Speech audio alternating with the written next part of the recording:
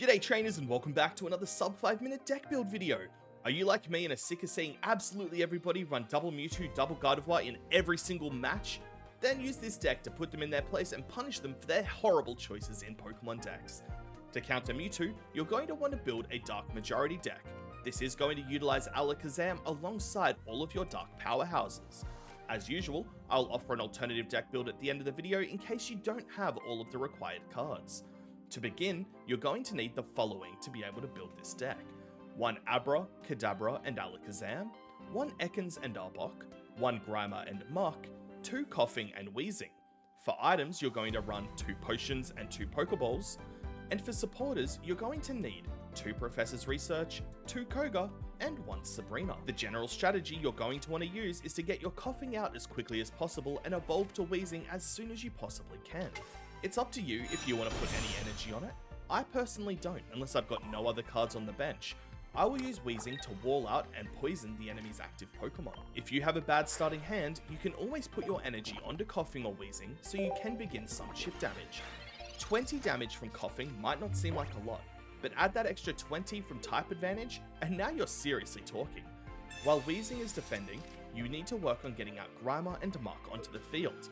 If you can poison the enemy's active Pokemon with Weezing, you'll want to use Koga to swap into Muk, who can then use Venoshock. This has got 70 base power, plus 50 extra damage to poisoned enemies, and then add 20 extra damage that you would do for type advantage, and that's a massive 140 damage per hit, enough to take out Mewtwo.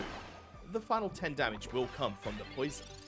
If you happen to build your Alakazam up first, I like to wait until their Mewtwo is in the active spot and has 3 or 4 energies attached.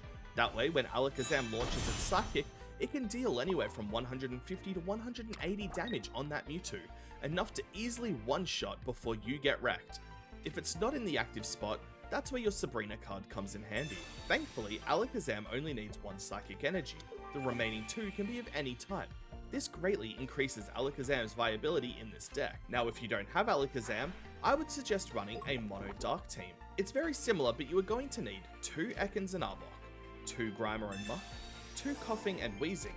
For items, you'll run 2 potions, 2 Pokeballs, and your supporters are going to be 2 Koga and 2 Professor's Research.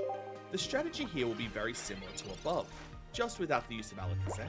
Get your Koffing and Weezing out early to tank some damage and poison using Weezing's ability, then swap to Muk to Venoshock.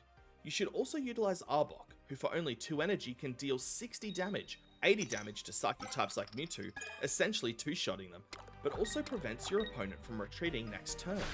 Now, you've got all the tools you need to put a stop to these Mewtwo decks.